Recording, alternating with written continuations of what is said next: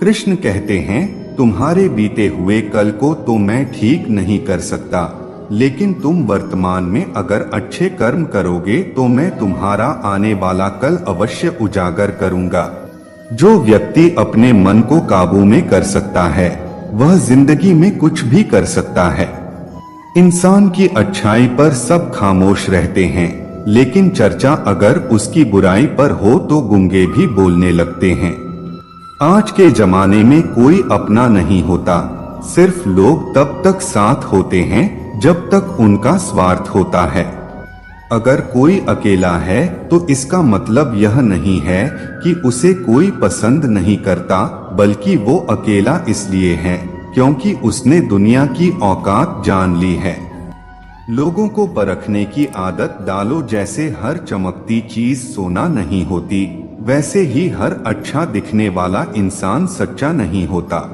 अकेले रहने का मजा ही अलग है, ना किसी की जरूरत ना किसी से उम्मीद। सफाई वहाँ देनी चाहिए जहाँ उसे सुनने और समझने वाला एक खुला दिमाग का हो।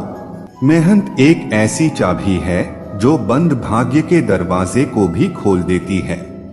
डाल से गिरते हुए पत्तों ने क्या खूब कहा है, अगर बोझ बन जाओगे तो अपने ही तुम्हें गिरा देंगे। क्रोध को प्यार से, बुराई को अच्छाई से, स्वार्थ को उदारता से और झूठे व्यक्ति को सच्चाई से जीता जा सकता है। जिस तरह समुद्र के खारे पानी को गर्म करने के बाद नमक के गुण दिखाई देते, ठीक उसी तरह से जब हम ध्यान और भक्ति और तप करते हैं तब हमें भगवान के दर्शन हो सकते हैं। इसके लिए हमें हमारी बुराइयों को छोड़ना पड़ता है, तभी हम ईश्वर को प्राप्त कर सकते हैं। अगर आपको बहुत सारे परेशानियों से गुजरना पड़ रहा है तो आप खुश हो जाइए, क्योंकि भगवान की नजर आप पर है। देर से ही लेकिन वह आपकी जरूर सुनेंगे। इंसान का भाग्य उन्हीं कर्मों का फल होता है जो उसके लिए अतीत में किए गए हैं। इसी तरह वो लोग जो आज कर्म कर रहे हैं वो उनके आने वाले कल का निर्धारण करते हैं। भगवान बोलते हैं, तू करता वही है जो तू चाहता है, पर होता वही है जो मैं चाहता हूँ। तो वही कर जो मैं चाहता हूँ, फिर वही होगा जो तू चाहेगा। अतीत को बदला जा सकता है, वर्तमान से बचा नहीं जा सकता। केवल भविष्य को संभालने का कार्य ही वर्तमान में किया जा सकता है। क्या फर्क पड़ता है हमारे पास कितने लाख, कितने करोड़, कितनी गाड़ियां और कितने घर हैं? खानी तो बस दो ही रोटी हैं, जीनी तो बस एक ही जिंदगी है। फर्क सिर्फ इस बात से पड़ता है कि हमने कितने पल खुशी से बिताए, कितनों की खुशी की वजह हम बन पाए। सुख दुख एक सिक्के के दो पहलू हैं, जहाँ सुख होगा वहाँ दुख भी होगा और जहाँ दुख होगा वहाँ सुख भी होगा। इसलिए सुख दुख के बारे में बिना सोचे निरंतर अपने लक्ष्य को प्राप्त करने के लिए प्रयास करते रहना चाहिए। एक बात हमेशा याद रखना, किसी के सामने गिराने से ना तो मोहब्बत मिलती है ना ही इज्जत, इसलिए अपने स्वाभिमान को जिंदा रखो। कोई अगर आपकी किस्मत में होगा तो वह आपके पास खुद ही चलकर आएगा। दूसरों को हराने का मौका मत, बस खुद को आगे ले जाने की जिद ठानो। कभी हार ना मानने की आदत ही एक दिन जीतने की आदत बन जाती है। सिर्फ दो चीजें मनुष्य के भाग्य का निर्माण करती है। पहला स्वभाव, अगर आपके स्वभाव में अच्छाई, विनम्रता और गुण है तो आपका भाग्य चमकेगा। अगर आपका स्वभाव क्रोधी है, आलसी है तो आपका भाग्य बिगड़ना अनिवार्य है। इसलिए अपने स्वभाव को मधुर और आकर्षित बनाइए। दूसरा, वाणी बोलना तो आदमी 2.5 साल की उम्र में ही सीख जाता है, परंतु कब, कैसे और क्या बोलना है यह उसे जिंदगी भर समझ नहीं आता। जिसे यह बोलना आ गया कि कब, कहाँ और कितना बोलना है, समझ लो उसे सफल होने के लिए कोई नहीं रोक सकता। पिता से बड़ा कोई सलाहकार नहीं, माँ की छाव से बड़ी कोई दुनिया नहीं, भाई से अच्छा कोई भागीदार नहीं और बहन से बड़ा कोई शुभचिंतक नहीं। इस मतलबी दुनिया से कोई मतलब ना रखो और मतलब रखना है तो अपने मतलब से मतलब रखो। अगर तुम्हारा घर जल जाए तो लोग सहानुभूति प्रकट करने आते हैं, वो कहते हैं बहुत बुरा हुआ है। पर अगर तुम्हारा घर बड़ा हो जाए, एक और मंजिल बन जाए, तो कोई तुम्हें बधाई देने के लिए नहीं आता। जरा सोचिए, जब आपके साथ कुछ होता है तो कोई कहने नहीं आता कि अच्छा हुआ, जानकर खुशी हुई। मगर आपके साथ कुछ बुरा होता है तो जरूर कुछ लोग आकर यह कहेंगे कि सुनकर बुरा लगा।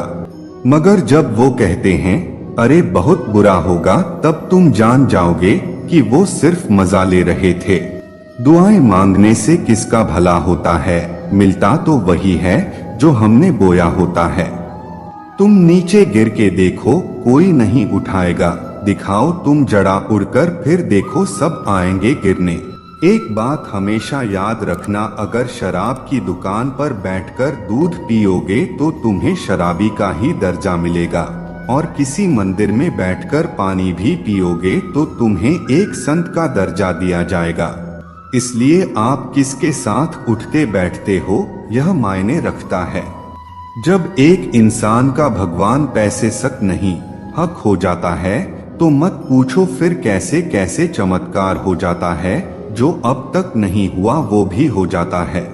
जो भीड़ में चलते हैं वो भीड़ में कहीं खो जाते हैं। जो अकेले चलते हैं इतिहास वही बनाते हैं। इतिहास गवाह है, अकेले चलने वालों के पीछे ही भीड़ खड़ी होती है।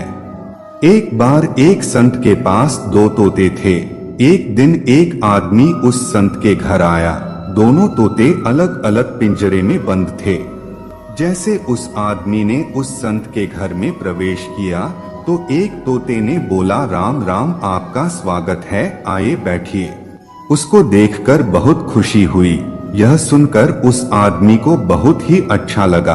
अरे वाह, यह तो कितना मीठा बोल रहा है।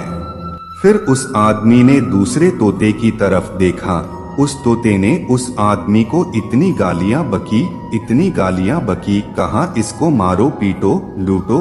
यह सुनकर उस आदमी ने उस संत से कहा कि संत जी, यह क्या मामला, एक तोता गालियां बक रहा है और दूसरा स्वागत ऐसे मीठे शब्द बोल रहा है। तो संत ने कहा, मैंने इन तोतों से एक जिंदगी का पाठ पढ़ा है।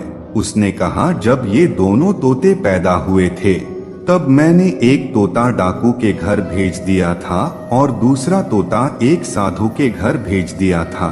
जो तोता साधु के घर पला है वह कहता है, राम राम, आपका स्वागत है, और जो तोता डाकुओं के घर पर पला है वो कहता है, मारो काटो पीटो और लूटो।